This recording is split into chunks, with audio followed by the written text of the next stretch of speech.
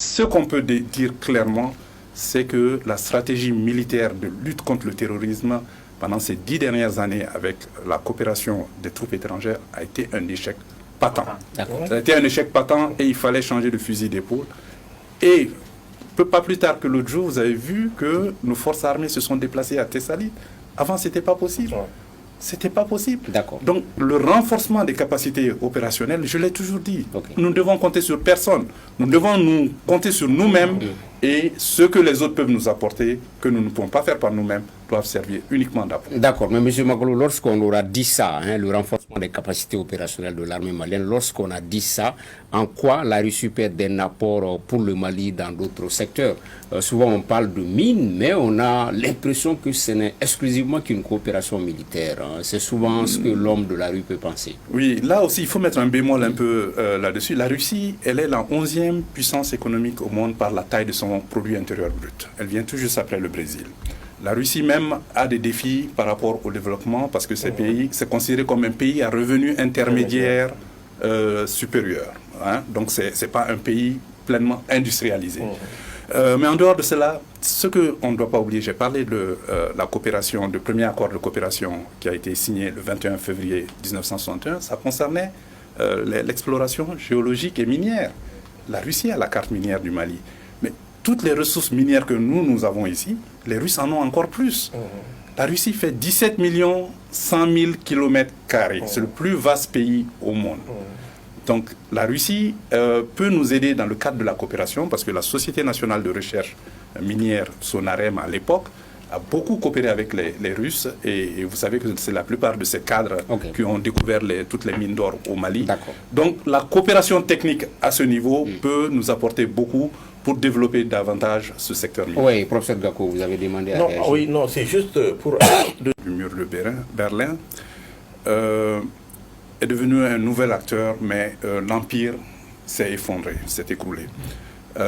Ce qu'il faut reconnaître, c'est quand même, je ne pense pas que la Russie soit isolée, parce que vous savez que la Russie fait partie d'une entité. Au niveau de la géopolitique mondiale, il y a un nouvel ordre mondial qui est en train de se mettre en place. Si vous regardez en termes de démographie et même de puissance économique, le PIB, les BRICS sont en train de prendre une part importante au niveau de l'économie mondiale et de la géopolitique tout court. Le Brésil, la Russie, l'Inde, la Chine et l'Afrique du Sud. Et vous savez que l'Algérie et l'Égypte aussi ont demandé à rejoindre. Maintenant, la guerre en Ukraine a été déclenchée le 24 février 2022. Au Mali, le renversement du régime précédent, c'était le 18 août 2020. Donc je pense qu'il n'y a pas de lien cause à effet dans cette relation. Il faut rappeler aussi que le Mali avait quand même une relation avec l'Union des républiques socialistes soviétiques. Les relations diplomatiques ont été établies le 10 octobre 1960, quelques jours après l'indépendance, et l'ambassade russe a ouvert à Bamako, je crois, le 26 janvier 1961. Mais le 21 février 1961, on a signé avec les Russes, avec l'Union soviétique plutôt, les premiers accords de coopération. Maintenant, c'est pour dire que c'est une relation ancienne et on estime qu'à peu près 70% des cadres de l'armée et de l'administration malienne ont été formés en URSS dans divers domaines culturels, économiques, dans le cadre de la défense aussi. Mais maintenant, le personnage Sergei Lavrov, c'est quand même un diplomate chevronné. C'est un personnage impressionnant tant par son parcours que sa prestance sur la scène internationale. Ce monsieur est ministre des Affaires étrangères de la Fédération de Russie depuis 2004, presque 20 ans. Mais aussi, il a passé 10 ans en tant qu'ambassadeur de la Fédération de Russie au sein du Conseil de sécurité aux Nations Unies.